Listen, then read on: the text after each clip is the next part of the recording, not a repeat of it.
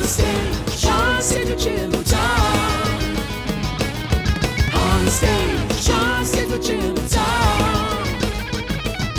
Onstage, onstage with Jim and Tom. Onstage, onstage with Jim and Tom. And Tom, and Tom, and Tom, and Jim. Tonight we welcome the Timothy O'Neill Band to the stage of the Phoenix Theater. Timothy O'Neill was previously on the program as a member of Frankie Boots and the County Line, but on this episode he takes center stage. Tonight we'll learn about the man behind the music as we sit down and talk with the band, and later we'll hear some of the very music that they create. Please welcome to the program the Timothy O'Neill Band. Hi, Jim. Hi, Tom. Thanks for having us. Thank you, guys. Boys. We're excited to be here. I was thinking for tonight's episode, because you have been on the show as a support player, but tonight you're the man. No, well, I'm just a man. You're the force that pushes this band forward, I would imagine. Not only are you the principal songwriter, but also you're the person who is facilitating all of the stuff that the band does. Right, sure. I manage the website. Book the I shows, do all the typically. booking. Yep. God, if anyone's out there and wants to do that for me or us, I'd really encourage it. Do you have a tough time doing that and maintaining like what people would call like a normal life outside of that? It is difficult. Yes, I guess. In some way, it is tough to... For instance, I didn't sign up to be a website designer. I didn't sign up to be a professional social promotion agent. The reason I bring it up is because I know some people who maybe don't play music, but are independent contractors doing something, whether it's artistic or not. Sure. Tom, of course, manages the Phoenix. I got a handful of my things that I do. And it seems like to effectively do that, most people who don't do that don't have a full appreciation for just how much energy that takes and just what you are not including in your life in the interest of doing that. So I don't know if that resonates with you at all. Absolutely. It sounds like the writing of the music is not a problem for you. The performing the music is not a problem for you. You're happy to do those things. You would do that 24 hours a day, 7 days a week. Absolutely. Until you died. I think that aspect, though, is what causes people not to be in it for the long haul. I think that's true. I think it's that, and then what's the answer to 99 questions out of 100? Money. Yeah, well, that's an issue as well. And it's just, I mean, ask yourself any question, literally anything, about anything. It's the answer comes down to money, and I think that it's I'm not here to. I know you're probably thinking of some question that doesn't have the arrival. Does this look of like a money. rash to you? Do I want Money. chocolate You need ice to cream fix tonight, that. or Like, do I you want need- vanilla? That's You gonna need cost health you. insurance. You know? Money. Money. I think it all comes down to, the idea is you want to be creative. You want to be as passionate as possible at your creativity and the art that you create, or about anything that you do. For instance, I spent some time in Japan that was very inspiring with my brother. I spent a month over there. He lived there for about a decade. And I learned a new way to look at anything. It doesn't matter if you are a janitor in Japan, you are the best janitor that I spent a minimal time in Tokyo, Okinawa, and Nagasaki, but I don't want to generalize the whole country, but it seems that the work ethic over there is much more, it doesn't matter what you do, you're the best at it, or you're going to strive to be the best at it. So even though it's kind of like taking off topic, but No, this is perfect. to come down to that area is, I don't know if I'm going to be the best booker. I don't know if I'm going to be the best website manager. I don't know if I'm going to be the best songwriter. I'm not going to be the best songwriter. Bob Dylan exists.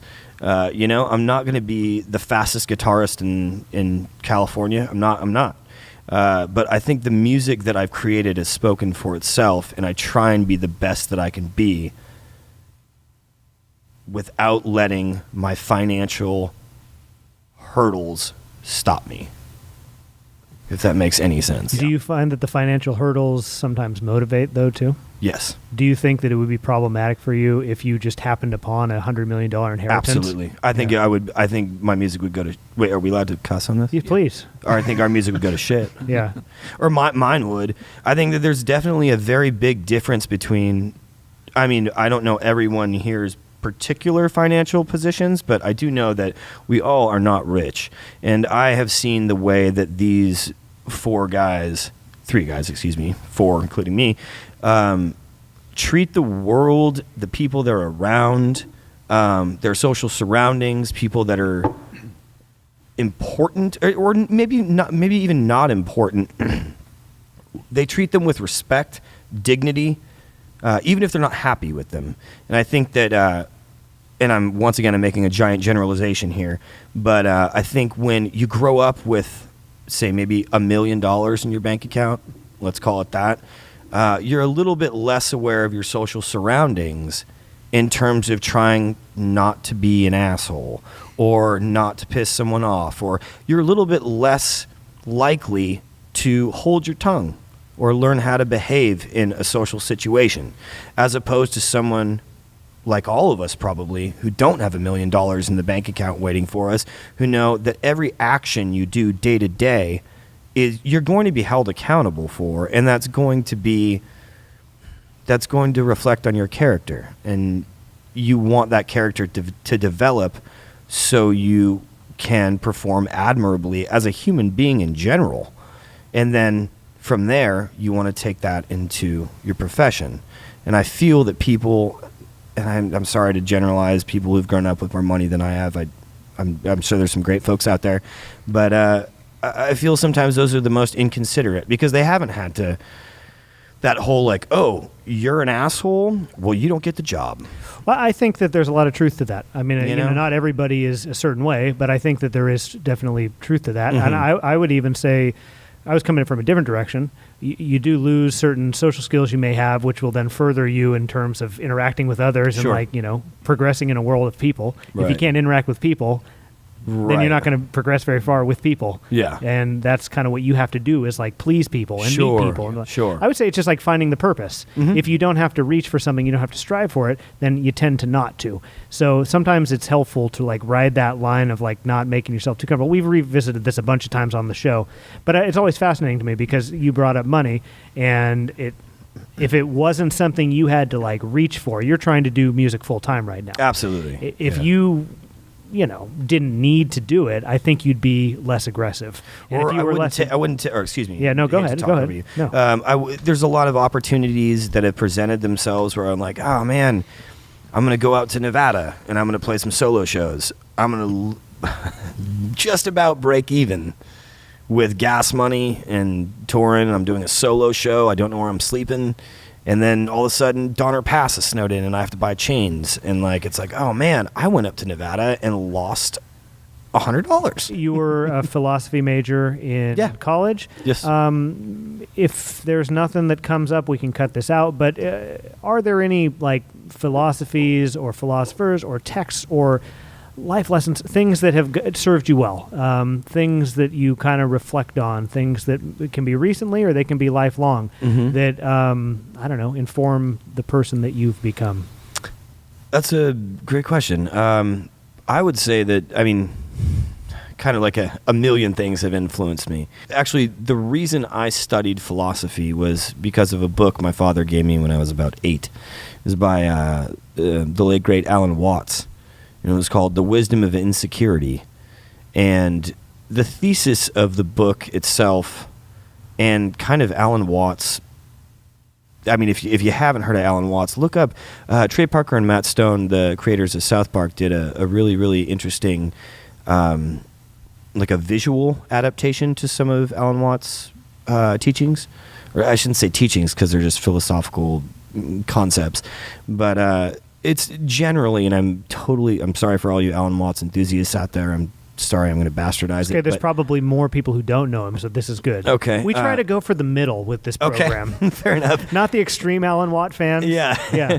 There's some guy just beating his head or wearing a helmet, beating himself with a hammer. Yeah, this program is not for him. Okay, fair enough. It's the idea that we as human beings, I think, are preparing so much for the future.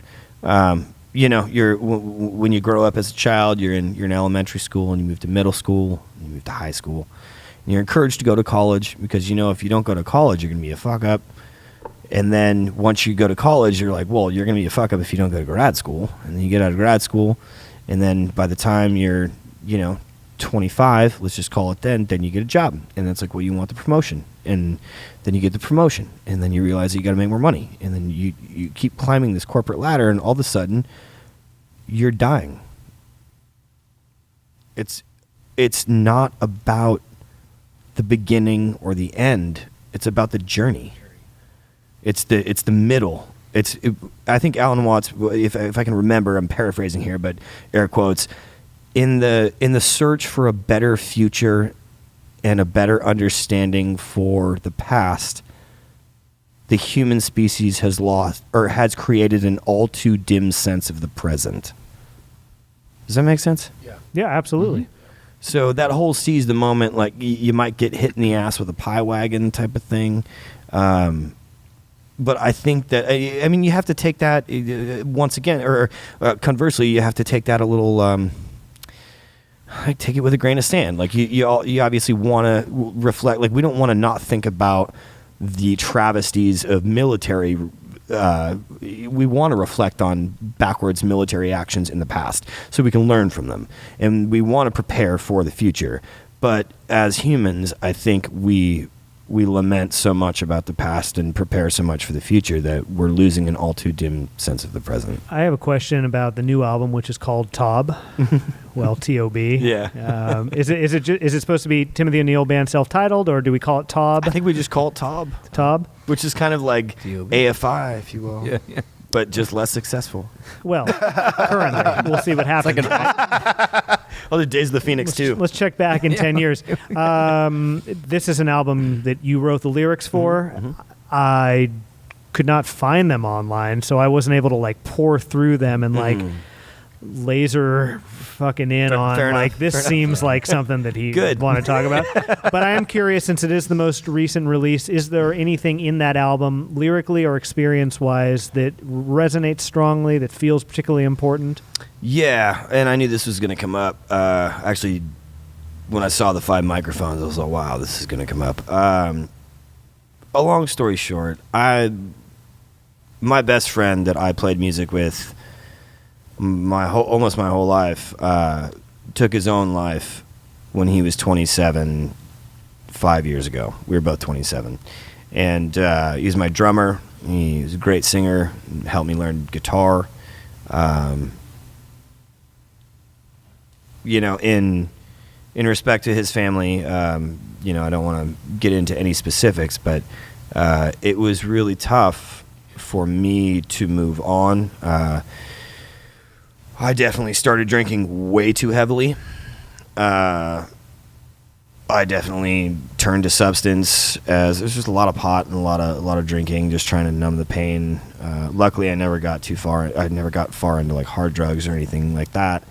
But the death of this man, Adam James, was instrumental to me pursuing music full time now. When I lost him, I had this like buoyancy issue, like whether I was going to sink or float. And I mean that in terms of life. I've never, you know, I mean, I don't know what I was thinking during those times. It was quite difficult, but more importantly, I think that he taught me that when you lose someone that talented to the world, or it's whatever the world puts you through, the idea that I'm still alive right now, like I have to go full forward. Like it was either, look, I'm going to stop and maybe I shouldn't be here either, or I'm going full force and I'm going to kick the world in its ass and play music in his honor and in his family's honor. And so that's one of the big things that the first song off the album, Dying Man, the whole album's about him. It was really, I was living with Tim, and he would run lyrics by me, and he would tell me this thing happened, and you know, with this guy that we all knew, and he said, you know, this is coming up, and it was like watching it in real time. And Tim would write a song, and he'd run lyrics by me, and we'd go through rhyme schemes and work on it, and finish out a song. And then when we heard about Adam passing, we went out for a beer, and it was like one of the first things I asked you. We were like silent in the car, and I was like, so what do we do with all those songs? I was like, are you still going to release them? He was supposed to drum for the new record. or our record that we. And knowing that some of those songs were about him, I remember saying like, "Are you gonna axe those songs now? Like, is it appropriate to put those out?" There's plenty of lyrics on that album that I gave you. Give 'em Guns is one. Dying Man's one. That's all. Like, that's almost spooky. Yeah, I know. Give 'em Guns is I almost. almost cut it. I was surprised it ended up on the record. What was spooky about that song, if you don't mind me asking? The bridge. Give a man a gun. Give a man a gun so he can start to breathe. Yeah, that was It was pretty. before I had written those lyrics. Waste your life with cigarettes and alcohol. Yeah. Because he was calling you a lot, and he was struggling, and you were doing your best to support him. And you came to me once, and you were like, "Dude, I don't know how to support him." But yeah, it was fucked up, man.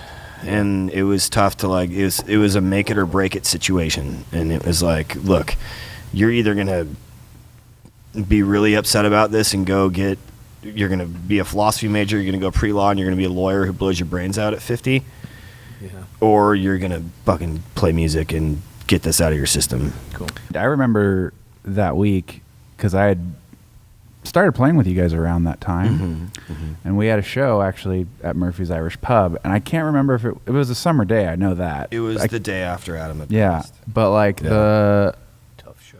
it was I rough. dressed in all black. I almost canceled the show, but But I was like broke. I saw momentum and I saw a force. And this was me just like sitting in here and there. I hadn't learned all of the songs yet. I wasn't an official member of the band quite yet.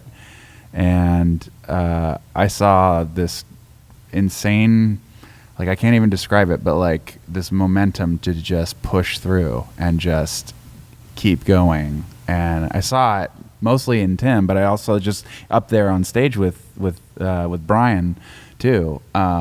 You know, that it was just kind of like, all right, he's steering the ship and we're moving forward. And you know, I wouldn't have been able to do it if my best friend I would have been like, nope, we're canceling. I'm sitting at home. Like I have to process this. So I have a huge amount of respect and admiration for Tim to kind of get through that in that way. You know, it's just Thanks, man. yeah, of course. It's a defining moment. Yeah.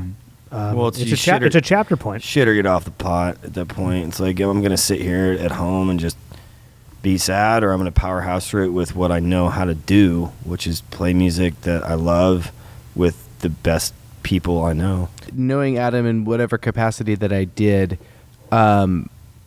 he was Tim's like biggest champion. Like Adam loved the music that Tim wrote, and like if Tim stopped because of Adam, like it would have been the worst irony in the world. Like he would have wanted Tim to put that record out for sure. Oh yeah. You've experienced similar to what he experienced. I mean, yeah. how do you just square the circle in the moment when it happens? Aside from seeing him again, we've but- discussed this Yeah. before. I have a different concept of death. I very much miss the people that are not around me that I love so much that I've lost.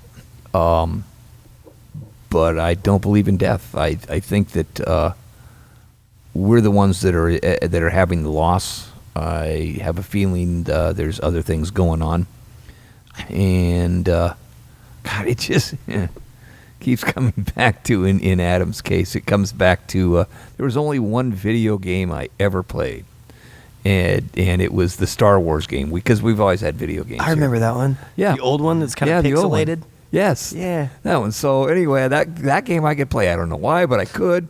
And if I wasn't having a great game, kill it right there and start over again. And unfortunately, this is the concept that I have of what the life experience is. Sure. I'm having a damn good time right now, and I'm going to go forward with it. And I would never, it's not in me to end this game. But some of my friends have, and others have had it ended for them. But I just can't help believe that there's something else. Does the album end? Well, I guess two questions. Mm-hmm. Does that album end on a lighter note? And well, you nod. So let's start with that. Does the album end on a lighter note? Yeah. What's the last song on that guy? Or Irish Blessing? Irish Blessing. Yeah.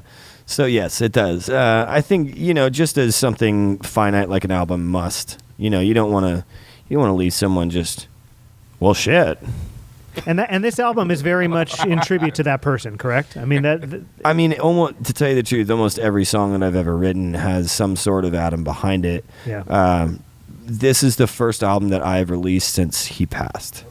So the new album, the material is written? Oh, it's all written. Okay. Yeah, it's completely written. Just- Every song that we played tonight is not on the record that has been produced. Right. Every song that we played is new. Aha. Well, this is a special treat for Onstage with Tim and Tom. Listeners, do we deal with the same subject matter on this new album, or are we looking in another direction? I just as a human being, I have moved a little bit in a different direction from the death of my friend, and it's much more about the celebration of life as opposed to death. I haven't been heartbroken in a couple years. I've had that's a very, good. very So things are looking successful light and- woman. yeah. Actually, I've kind of found myself at a writing, you can lead a horse to water, but you can't make him drink. I'm like, I've got a girlfriend. She's nice. She's wonderful. No one's died.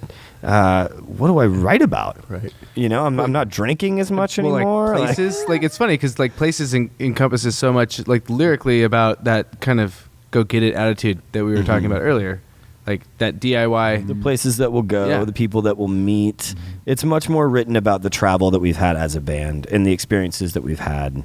It's an interesting thing because this episode will come out and it will be edited, Sure. and we spent quite a bit of time on your friend. Yeah. But it seems like that's entirely appropriate given the body of work that you've Keep it produced. in. Because Just use your no, discretion. No, he'll be in, and this even may be in too, because it seems like he lives in every release that you do, and a lot of he's probably with you every day. He does, and he is. But it's also pretty special to sit here with you guys and have you be on the precipice of a new album, which is going to kind of look at maybe a different side. Not not everything is tragic. Right. A lot is. Right. but, Right. But there are good things, and some of those There's things. no sweet without the sour. There's no sour without the sweet. You Yeah. know? So it's exciting to sit here with you guys as you're kind of on the eve of this new album, and things are feeling kind of okay. Yeah. Things are feeling great. We're on the precipice of greatness right Yeah. now. I'm excited. Tom, do you have any closing thoughts for the Timothy O'Neill Band experience? Yeah, I think that should be their next album is the Sweet and Sour Timothy O'Neill. I thought you were going to say the precipice of greatness. No, I kind of like the whole sweet and sour thing. I mean, who knows? It's going to be called All Hands on Deck. It was really good to have you back on the show, Yeah. and get to know you more personally. Because Thank before you. you kind of supported your friend's vision, Sure. and now tonight, Yeah, we we were get to, highlighting yeah. yours. So that was very special. And Thank you for having me and and us. I appreciate that. And I just appreciate you just kind of being so open and being ready to share. Because hey, man, let's hang out. We have a beer. I'll do the same thing. Yeah. Good, and there won't be as much pressure too to produce something that's fit for public consumption. But we do appreciate that you guys were here. Yeah, thank you. And Thank you, guys, the interview yeah. is now over, and in just a moment we're going to hear the reason why we all gathered, which is your music. So Awesome. Timothy O'Neill Band is going to play some music for us. Thanks again, Great everybody. stuff. Thank you, guys. Thank you guys. Yeah.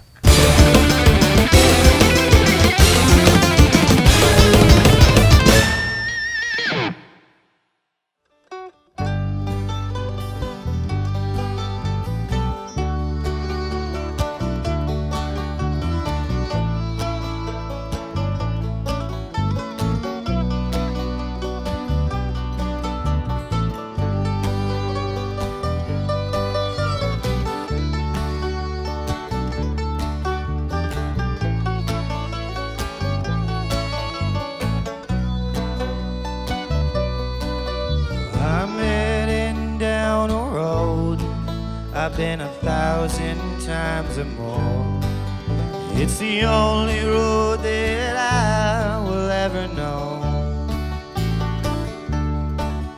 When the icy hands of death slip them fingers around my neck, go on and tell your Lord I'm finally headed home.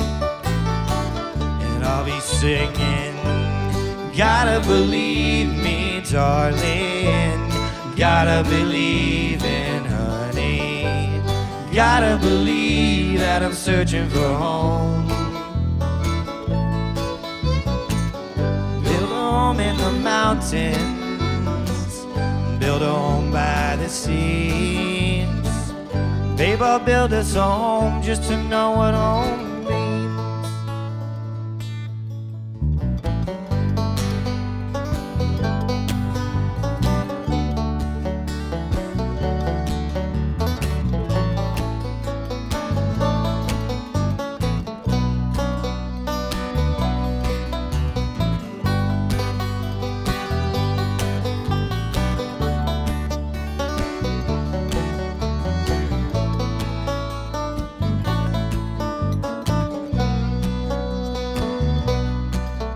I'm a railroad spike, you see, on a train before you leave. Honey, them the only tracks you're gonna ever know. And when the fiery hands of death come a-steaming round the bend, go on and tell your Lord I'm finally headed home. I'll be singing, you gotta believe me, darling. Gotta believe in honey. Gotta believe that I'm searching for home. Build a home in the mountains. I'll build a home by the seas. Babe, I'll build us a home just to know what home means. Giving up on indifference, giving in to the wind, giving up on solidarity, I'm giving up on looking in. Build a home in the mountains, build a home by the seas. Babe, I'll build us a home just to know what home means. Gotta believe me, darling. Gotta believe in honey. Gotta believe that I'm searching for home. Build a home in the mountains.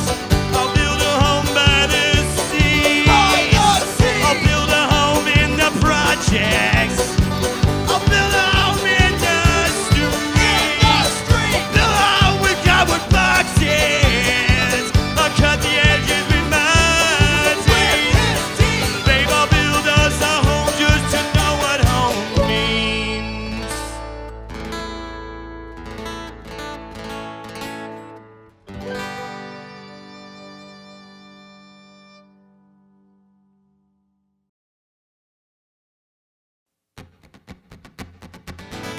All hands on deck, boys. It's been a long time since you set your sights, so set your feet on land.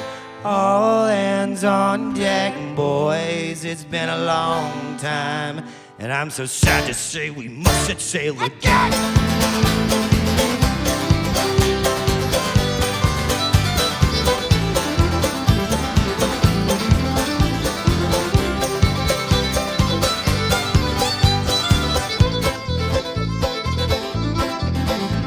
It wasn't long ago, just a story to be told. I took my crew to sail the seven seas. Yeah, the mermaids and the albatross, they brought me to my knees. But those deckhands, they brought me to believe, saying the sea is just a lie. But then again, so am I. All hands on deck, boys. It's been a long time.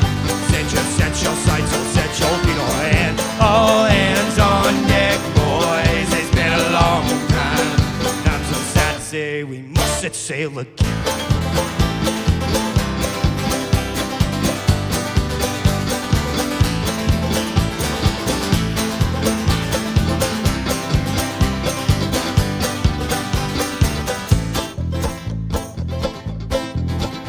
Well, I still remember well that old familiar smell beside an man who's trident in the sky. Raise the anchor, set your course, and set a course for hell. Every man aboard, prepare yourself to die. I see a storm across the bow. No one can help us now. All hands on deck, boys, it's been a long time. Set your sights, all set your feet on land. All hands on deck, boys, it's been a long time. Not too sad to say we must set sail again.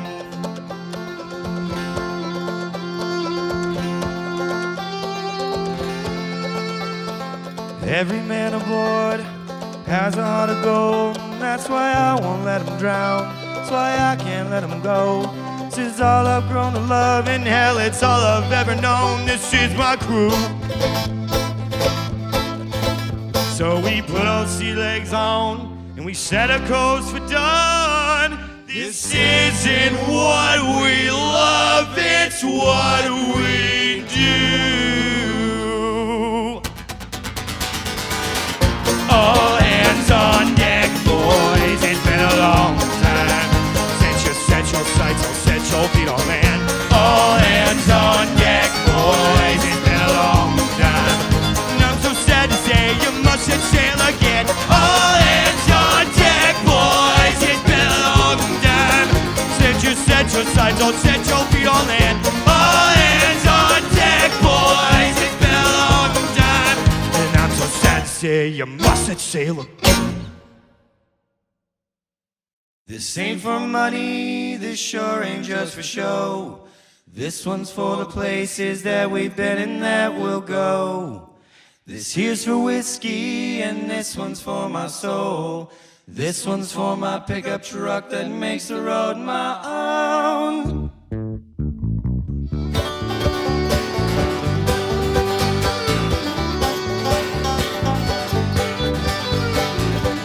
Bring the pistols, I give them guns.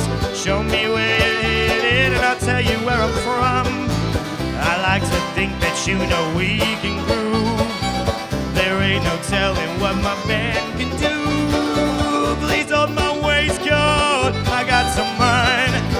Finished business, I gotta find someone. That someone said that he had nothing to lose. I saw a pocket watch, a wallet and booze, and we sing, this ain't for money and this sure ain't just a show. This one's for the places that we've been and that we'll go. This is a whiskey and this one's for my soul. This one's for my pickup truck that makes the road my own.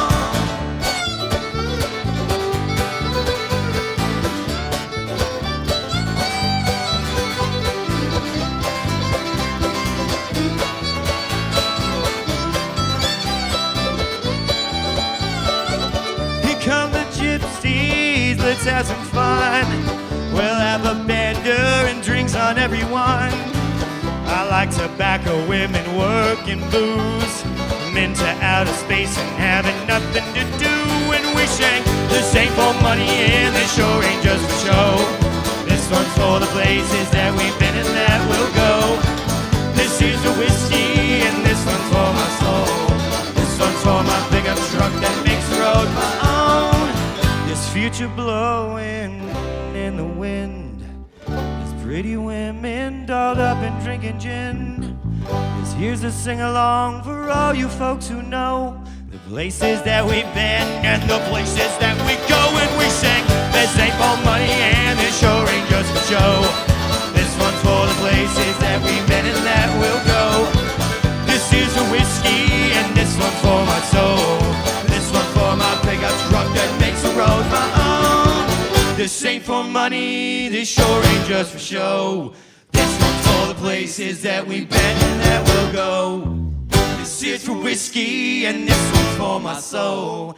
This one's for my pickup truck that makes the road my own. Come on! This ain't for money and this sure ain't just for show. This one's for the places that we've been and that we'll go. This is for whiskey and this one's for my soul.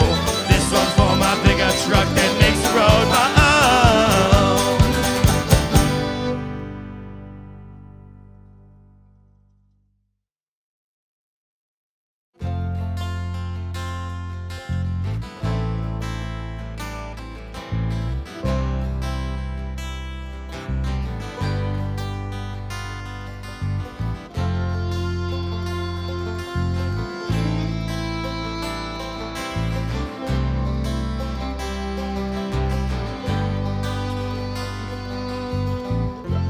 up this morning, tossing and turning, daylight breaking through my window, and I was dreaming of locomotives, $2 bills I could never hold on to, till that sunshine opened my eyes, put my boots on, I stumbled outside. The air was crisp upon my face, forgot how much I really love this place, forgot how much I really love this place.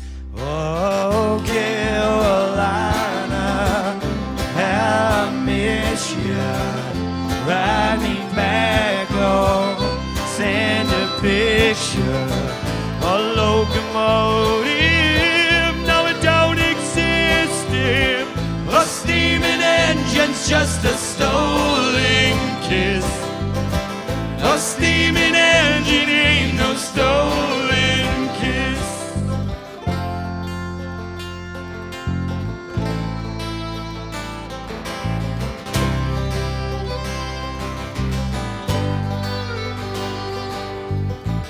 These pools of whiskey, they compound me, drag me downtown as night surrounds me. The air's still crisp upon my face, forgot how much I really love this place, forgot how much I really love this place.